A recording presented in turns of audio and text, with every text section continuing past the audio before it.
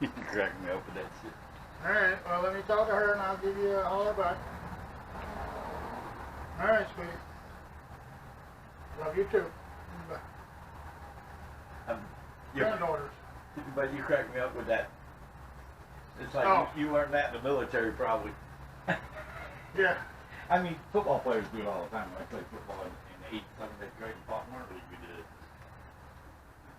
I'm going, look at that. Look what you put out of you. Big all over.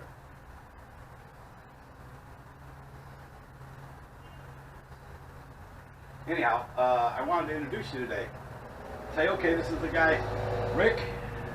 You know, or not say your name, but this is actually, he's lending me a space in his little workshop here. Ain't fair not to put you on there. It's part of the fun, you know, if you don't care. More to me. Here's what's on there so far of you. That's it. And I thought, well, that's ridiculous. And you had those. Here we go. Seems like it's on. Yep.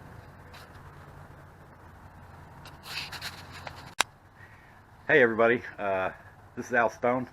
We're at my friend Rick's shop. I wanted to introduce him to you. He's the guy who's giving me a little place to work on this thing. I have nowhere else to work on it, and I appreciate him doing it, so I wanted to introduce you to Rick. And we're here at the shop, and I'm going to start the video today on removing these forks, and I will continue in this video till it's done of me rebuilding these forks.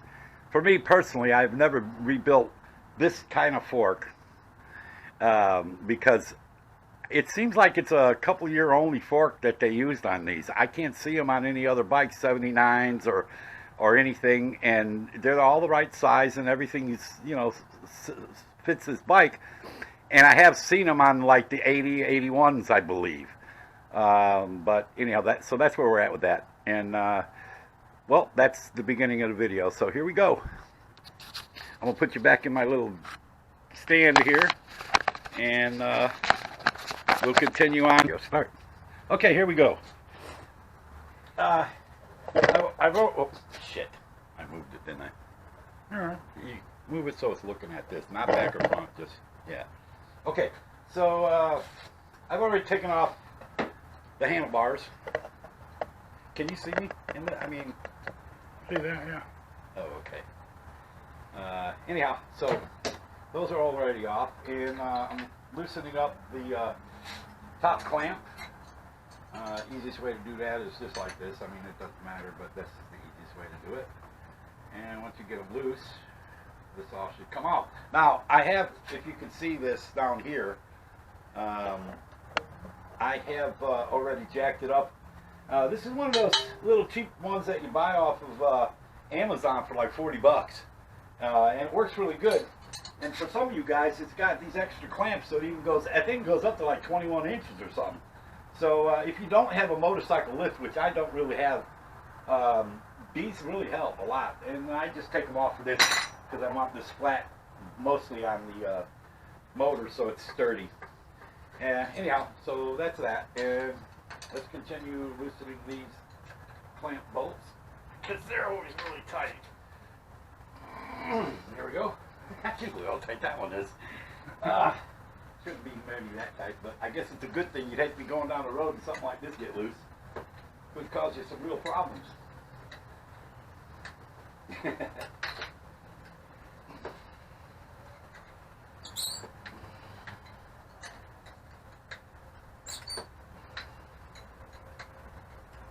Okay.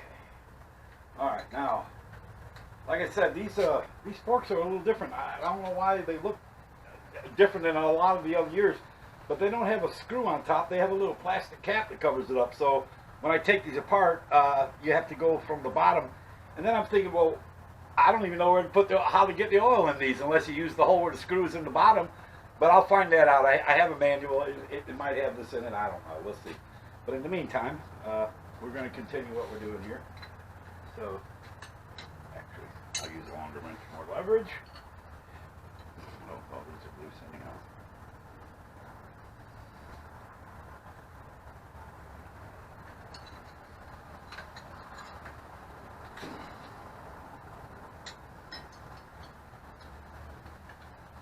know if my hands are in the way or what, but either or. You get the picture. It's like, I think you guys can figure out how to get a fork off the bike. And like I said, this is just the beginning of the video. I'll probably, when I start actually rebuilding the forks, we'll continue on with it a little bit. So I might need to, what do you got? 18.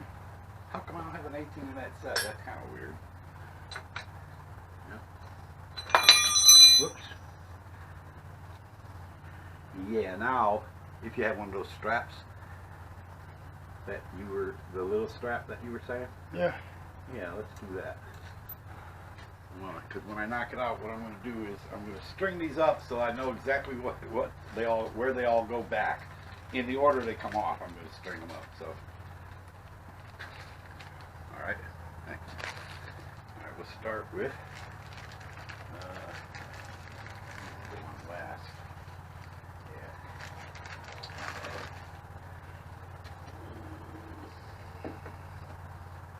And always protect these threads. I mean, it's important. I mean, you'll be on eBay trying to find yourself a new axle if you don't. Which you can get, but, you know, why bother with that if you do it right? You don't have to. So,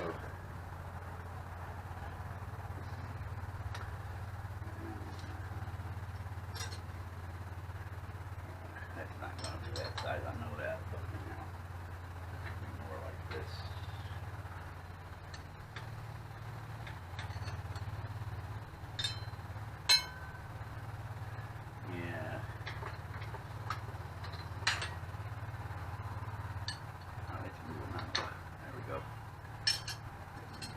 Loosening, did it?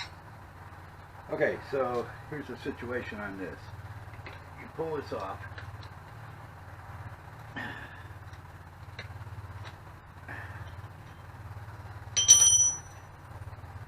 roll this out. And that's really nothing to put on this. Not really. Because it's all staying together. So, but at any rate, sometimes there's spacers and things. It depends on your bike. And basically what you do is you put them in the order that they go on a little strap like this. So when you look at it, when you go to put it back together, you know exactly how it goes. Because sometimes those spacers are bigger on one end or whatever, you know. And I mean, I don't know about anybody else, but if you start working on a lot of different bikes, they're all different when it comes to that. Maybe the axle sizes are kind of similar, but, you know. I could actually, we'll just put that right here. I don't want to lose these. Put them on the end of it. Okay. Good idea, Rick. That's why it's a bonus working at Rick's house, because I mean, Rick here is actually one of them guys that he can figure out just about anything. And you know, there's been moments, especially with the electric part, which is a huge weakness of mine. And I mentioned this once before. That's why I'm going with the Moto Gadget Basic, because I mean, you know, it's so simple. I mean, it's a great, you know, deal. All right, so these should come off pretty easy now. Except for this one, it ain't moving. I don't know why, but I brought something just in case that happens. My pry bar. Did it fall?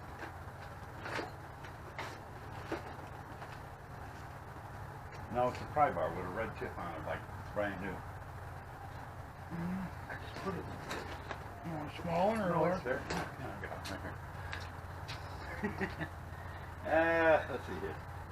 Let me give it a little bit of a helper here.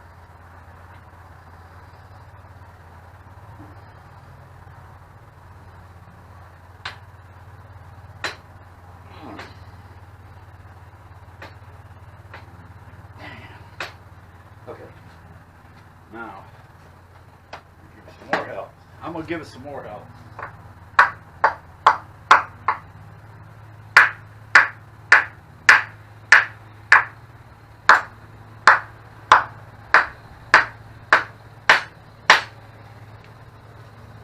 Ah, there we go. Yay! All right, see, that's one off. I think people... Where's the cover? For the end of the shock. Oh, I put them in my pocket for right now. Oh, okay. Yeah, I can't lose those because I haven't seen them, and like I said, I'm very Like if you look on eBay for little parts and pieces, I don't know if you can even find those. Turn your handlebars or move your tire. Say what? Turn your handlebars or move your tire. Oh. Either way. All right. That's good enough. If the weights, they put us out of the way. That wasn't good. You don't want to bang them up too bad, but I think probably unless this was a serious crash, that didn't hurt them. Oh no! No, I'm only kidding. It's good. And not a scratch on it. All right, so there we go. Now, like I said, I ain't never taken this style apart, but as I anticipated, there is a screw in the bottom here. So that's the. See, all right, I'm going to show you the end of it. You see, look in there and see if you can see that end, Rick, in the camera. The camera's not on. Yeah, it is. It's black. That don't mean nothing. So I can't see. Okay. It's running though, right? Yeah. Okay, can you see it? Yep. Can you see me moving? Yeah. All right. All right. I don't mind doing this, but listen. Start. Okay. Anyhow, so there you go. Whoops. Hang on. So you see the end of this is like different than all the other ones. The other ones have like a cap that screws on and you take it off and you can take it all apart from the top. So like I said, I've never done one of these, but there is in fact in the bottom a little screw there. It looks like an Allen head bolt, and if you look, let's see, where's the other one? Over here. Let's see what it does. Well, it's got a spacer in there and stuff. I'm sure it's got another bolt there. And now there is a little bolt here, maybe. I don't know. I'll figure it out. I'll look in the manual. But anyhow, that'll be for the next video. For now, the next thing I'm going to take off is the very top here. So let's see. That's smaller than that. Wow. Didn't see that coming.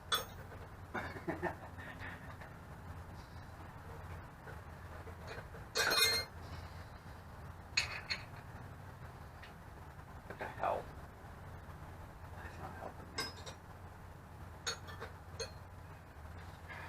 It gets a adjustable or pliers, adjustable pliers. Those don't have to be very tight. They're actually not, and I won't scar it up. It's pretty tight up with a rag between it.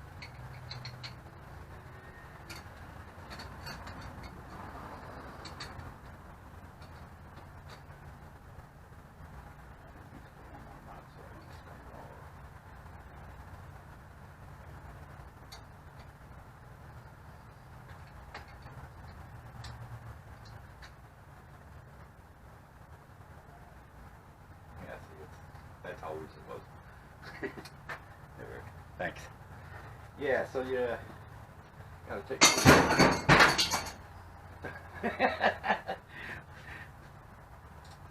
Yeah, that's the way we do it around here sometimes. Okay, so I got bags for this. That's another thing you can do. You see these little plastic bags? You can label everything. So we'll start that off right now. Throw these in here and you write on it with a damn marker pencil like you use the red ones when you're laying out some steel that you're working on, which I don't have with me. A quarter. That doesn't go to this bike. Alright, here we go. So those will be forked parts. Then this comes right off. And now you need one of them weird spanner wrenches, which I used. I don't know how I did that before. Probably something like this.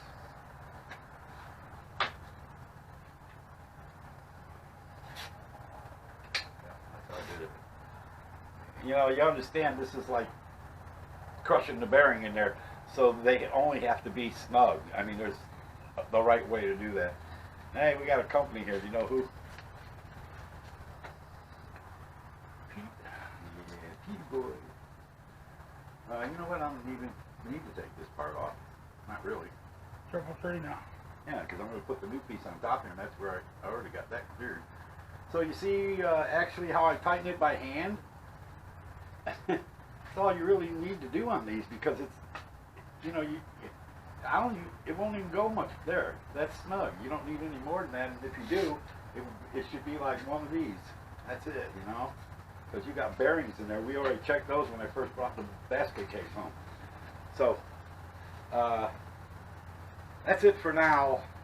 And the next part of this video, which I'll do in a day or so, will be rebuilding those, at least starting on them. When it's all done, I'm going to post it on YouTube for everybody. Okay, thanks. Hey, Pete, you want to be on camera? No. You sure? No. Just to say hello? No. Okay, we got a visitor here, a friend of ours, so we're done for today. Thanks for watching so far. Don't forget to like or subscribe if you are entertained by us in this garage having a little bit of fun with these motorcycles. It's a Suzuki GS550 from 1981, and this is my Cafe Racer build, which I anticipate taking probably close to a year to finish. But at any rate, that's normal for most people. And once again, have a good day. Thanks. Did it go off? Lincoln.